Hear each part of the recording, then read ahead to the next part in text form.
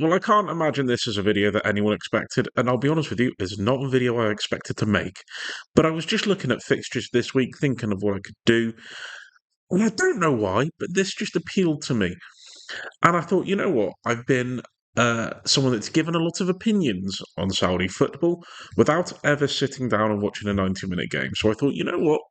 I'll do that here. This is in the Saudi Super Cup, which I believe is a sort of four-team affair, semi-finals to final. Al-Nassr beating Al-Ittihad 2-1. Goals from João Felix and Sadio Mane winning, even though Sadio Mane got sent off midway through the first half, were enough to beat Al-Ittihad. And I just want to make some things clear before I start. I'll put some disclaimers out before we get into the meat and potatoes of the video. I sort of labelled this as the title that this is going to be my entire opinion on Saudi football. I don't know how I'm going to title it exactly, but I feel like it'll be along those lines. I'm not trying to base Saudi football completely off of this one game at all. I just needed something a bit, for lack of a better term, clickbaity in the title just to make it sound good. And as well, I don't know how seriously Saudi teams take this Super Cup, to be honest with you. It seemed like they took it seriously from celebrations and the way the benches were reacting in certain moments of the game. But I'm just making that assumption based off one game. And it's one game, can't base an entire league system and standard off of that. So I would implore people to not just read the title and get triggered and to just hear this part of the video and think, regardless, I'm not trying to be sensationalist. I'm not trying to be too disparaging. This is me genuinely giving Saudi football a chance just to see what it was actually like in a game against two of the top teams in the country. Now, Al-Nassr would build up, as you can see here, with the centre-backs being slightly split that allowed Al-Khaibari, coming from his pivot position, to drop in between the centre-backs to help progress the ball, help spread Inigo Martinez out into this left centre-back position, Simikan into the right centre-back position, and offer a stronger source of being able to build up against Benzema and Uar. The fullbacks would push on to be marked by the Al-Ittihad wingers, and Kante and Fabinho would be in the middle against Brozovic and Felix initially, but Felix would go in between dropping in to this position and operating higher up alongside the defensive line. And Brozovic being the pivot meant that he had the entire centre of the pitch to be able to play through. And as we'll go on and talk about, that was kind of a bit of a plus, but he was capable of playing, and that we know from his time at Inter how good a pivot he is. Sadio Mane would come in from the left, tucking in with Al-Shankiti tracking him into the centre, so we would take a very central position. Koeman marked by the left back, and Ronaldo facing a 2-on-1 position against the centre backs. And the issue for this, from an Al-Ittihad point of view, was their off the ball was, and I can't stress this enough, dreadful. Not so much from a tactical perspective. I think the tactical side of it was fairly well implemented. I thought from an effort, legs perspective, from the midfield, from the wide areas, I thought it was dreadful. One thing I will say, I think this game was played in Hong Kong. Correct me if I'm wrong on that. The pitch was dreadful. The pitch was not made for a short passing game. I don't know if it had been monsoon raining in the day, but that ball could not really travel across the ground. Any time that a player tried to take a touch out in front of him that could get no real distance on the ball, it felt like passes across the ground had to go with extra power to reach the target. It was really, really tough watching at points. I was initially a lot more critical because I thought this was played in Saudi, not in Hong Kong, and the idea of them having that much money to be able to invest into the infrastructure in the league and the pitches were that poor quality. But in Hong Kong, you have to wonder why they're playing games in Hong Kong. It doesn't feel like a move they need to make. The only thing I can say is maybe growing in other markets, but wasn't made for great football, and so as a result, it wasn't so much short build-up and possession-based, it was trying to attack directly, and Al-Nassr got the advantage in doing this with the ball going out to the left-hand side, trying to find Yaya, I hope that's how it's pronounced, who could make the run off of Diaby at left back. And Diaby did an absolutely terrible job of tracking these runs. Caught jogging, caught not really putting a lot of effort in tracking these. And Yaya could get onto the left-hand side of the pitch fairly easily with the ball, driving forward to take it down to the byline and put crosses into the box. Again, Ronaldo, it was harder for him to get space in these areas because he was doubled up on by the centre-backs. So that was a threat. And Al-Ittihad did try and combat that by getting Al-Shankite out to him to try and close him down and make up for what Diaby wouldn't do. Another issue is that this would create space in between Al-Shankite and Al-Nassr. that could be attacked, and Mane coming into the box with Ronaldo dragging the two centre-backs back, and that Mane could sort of have a free roll to hang back. This space was then exploited by Brozovic, and Brozovic did a fantastic job all game of making movements from midfield into the box, into attacking areas, a bit of a box crasher role. Anytime space opened up, he exploited it really well. High intensity running, and he did a really good job. And the first goal came from Yaya finding this movement from Brozovic, making that untracked run into the byline to pull it back for Mane to score, who had a bit more space because of Ronaldo's distraction of the two centre backs. And Fabinho and Kante did a really, really poor job of tracking the runs in this area whenever space opened up in the defensive line. A real hard watch, a really, really hard watch from that midfield, especially two players that are known for their energy and their defensive discipline. Letting those runs go, it felt like they were about 4 or 5 yards behind, and the mobility and the athleticism from Al-Nassr really just shook Al-Ittihad greatly in the centre areas. Also, with the fullbacks being the source of width, especially on the left-hand side, it meant that Diaby and Bergwijn were so wide that they couldn't really tuck in and cover, and it just meant there was more space for the likes of Brozovic to exploit. Now, sometimes Al-Ittihad could close down the left-hand side. They'd have to come back. They'd have to turn and play inside. João Felix did a really good job of looking for the ball deep, finding good positions that he could receive it in space, especially with Fabinho and Kante doing their absolute best to vacate midfield. And he could take them on, use his athleticism, use his great technical advantage, run through the Al-Ittihad centre, get into good positions in dangerous areas, and find passes to the likes of Mane and Ronaldo and any attacking player. A threat all game with the ball at his feet, giving a bit of licence to roam. It's a shame he's made this move, Felix, because there's still such blatant quality with him that we've just not seen the best out of consistently since leaving Benfica. But when you see him play like he did against Al-Ittihad, you just see there's such a great amount of wasted potential that should be at the top of football, but sadly, for whatever reason, is not. Who knows how this game could have gone had Sadio Mane not got sent off for kicking the absolute crap out of the Al-Ittihad keeper. So as a result, him being off the pitch meant that Al-Nassr had to adapt, but to be fair, I still thought they were getting the same amount of joy with the same exact style against Al-Ittihad with 10 men.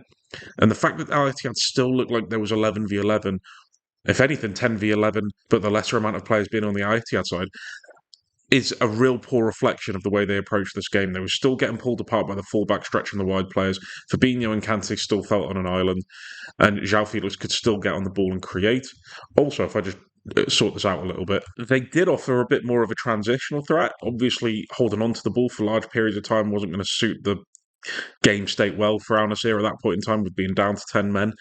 And Felix and Ronaldo were fantastic transitionally, looking for the ball in behind. Al-Ittihad played a pretty dreadful offside trap, really bad, stepping up at just terrible times. Good run from Ronaldo to get the second and winning goal to play it across to João Felix. But threat of always being in behind, Al-Ittihad pushing up a lot higher because obviously there was an incentive for them to go and take dominance of the game. And Al-Nassr exploited that fantastically. There was just very little mobility in that backline for Al-Ittihad, and Felix and Ronaldo caught them napping a few times. Good passes from deep, temperament really good from Al-Nassr, and really approached it in a professional manner once they went down to 10 men. But so poor from Al-Ittihad, so poor. There's obviously fantastic quality with players that have had fantastic careers. This is not a team. This is not how you build a team. With styles that complement each other to build towards a philosophy that Laurent Blanc would like to try and implement. Fabinho and Kante midfield at the end of their careers when they've had injuries that can't run. Diaby and Bergwijn as wingers that don't want to do their defensive job, especially Diaby. And defensively, there's no real investment other than Danilo, who lacks mobility at his best anyway. Just shows where the priority is, I suppose, when it comes to the recruitment in the Saudi League. But we'll go over how Al-Ittihad approached this game on the ball. Al-Nassr's pressing was not as sluggish as Al-Ittihad's, but was a lot more confusing. And it felt like you were trying to get players who aren't the most defensively aware, the most defensively intelligent, to use elite-level defensive decision-making to try and prevent Al-Ittihad from playing, and it just didn't really work.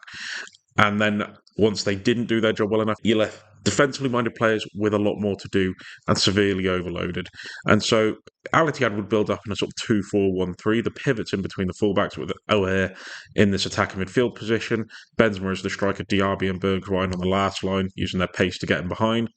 Al-Nassr with their high line, very high line, they maintained a high line in the pressing stages, and even when they started dropping back into a more defensive one, Ronaldo would be on Al-Musa and Koeman would be on Mitaj, and those were the two fixed ones. Where it got a little bit more confusing was with Mane sort of caught in between Al-Shankite and Fabinho.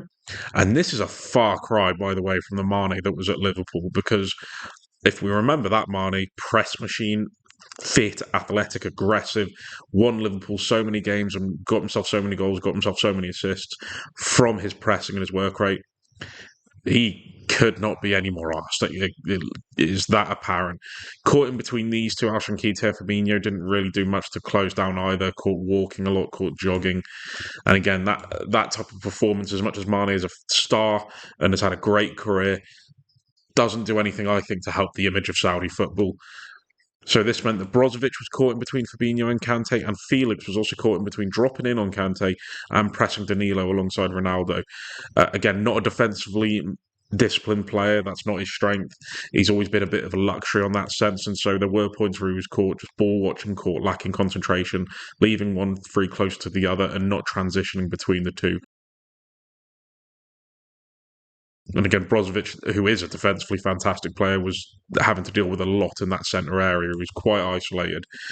And if the keeper, especially Al-Shankite, a different Shankite, I should have learned pronunciations before I started this. Oh, well, here we are.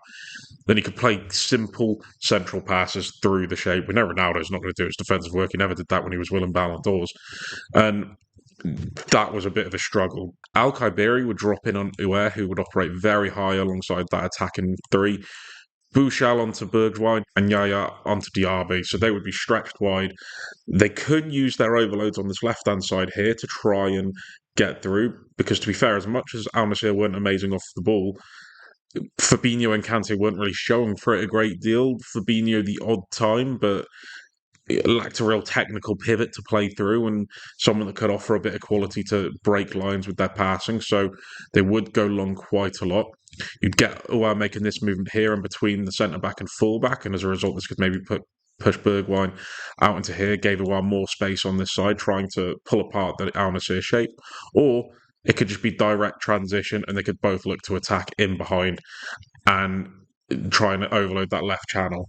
The difference is, and the difference between Al Nassr and Al Ittihad, Al Khaibari did a really good job of tracking Aouar into this position, dropping in when he needed to, and protecting space in between centre back and full back, and not getting caught ball watching.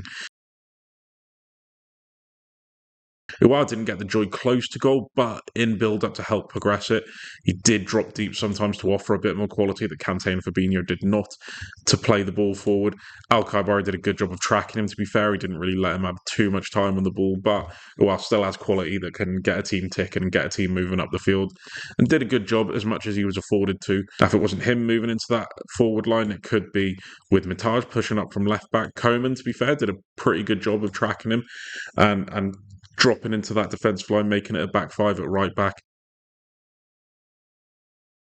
And again, with Al Nassr's high line, there was opportunity for Al Ittihad to hit him transitionally, but the ways they would do that would be tracked well by Al Nassr doing their job defensively. They weren't pressing well, but they did cover. And when you have Diaby and Bergwijn on the last line, those are some serious direct transitional threats that I don't think they use from goal kicks enough, despite their quality. But a way that they did find these two was Benzema, who would drop in to receive the ball, and he had a great deal of freedom to drop in and look for the ball from anywhere, right wing, left wing, centrally, to try and get his team ticking. He would sometimes be engaged by Inigo Martinez, sometimes not, because Benzema's positioning would ask some serious questions of Martinez that he just couldn't afford to come that far out and leave that much space in the defensive line when it was already high enough. So Benzema could get on the ball, make his team tick, maybe even overload certain positions with Aouar. And what this did was it gave Bergwijn and Diaby the license to play sort of wide forwards in this position, come inside and look for the ball in behind, try and break lines, try and get behind that defensive line. And Benzema combining with Aouar and then finding those two direct runners was what resulted in the equalising goal for Al Ittihad, using the profile of players in that front three fantastically. And to be fair, before the Mane red card, they linked up really well. Benzema did show his exact quality, wide areas centrally. That was the Benzema we all remember from Real Madrid. When Mane got sent off, Al-Nassr had to drop into a sort of 4-4-1 with João Felix moving at left wing. They still didn't drop completely deep. There was still a level of a mid-block there, still trying to push up high and squeeze Al-Ittihad, which dangerous game up against that front three. But the midfield four for Al-Nassr did a really good job, defensively disciplined, even more so when they had the lesser man advantage. Stretching wide, it allowed the defensive four to narrow up and protect the centre area. Felix would stretch wide to cover the overlapping fullback on his side. Koeman would do it on his side.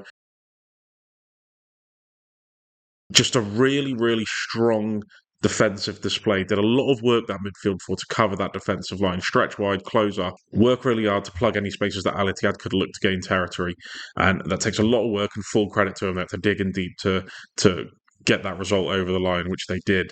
Conditions weren't set for them to play a game that could disrupt that defensive shape for Al Nassr in terms of recycling possession from side to open them up.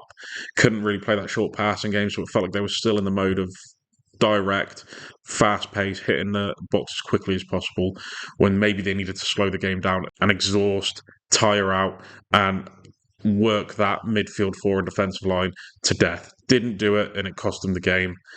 Final thoughts? It was good. It was fun. Clear to see the individual quality from certain players, which is the main, I think, pull of some of these players. I think there's a clear decline in some players where you've seen at the top level. System-wise, as I've just said, didn't mesh well with the players on the pitch.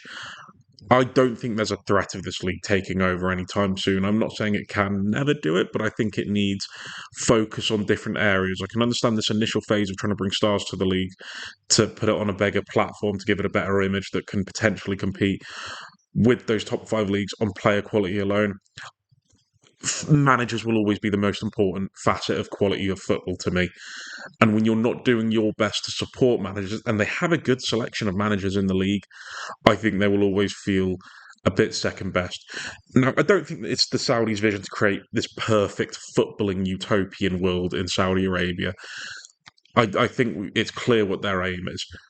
But I don't think this can be sustained over a longer period of time, despite how much money you throw into it. And the only hope is that maybe this influx of quality does a lot to raise the profile of football in Saudi Arabia, so that Saudi Arabian football at grassroots level gets a little bit more inspired. That grows as something a bit more magical. When they see the players that are coming into their league, it raises the popularity of the sport across the country. Players then coming through the development ranks have a better example and become better as a result. But again, that's not a short-term play. So I think for this league and this system and this style to really compete with European football at the top level, it's going to take a few years. It can't just be buying stars from across Europe. There's got to be something a little bit more, I've used this word a few times in this video, but philosophical, that sets a really high standard other than just quality of player. But I'd love to know what you guys think. Cheers, lads. In a bit.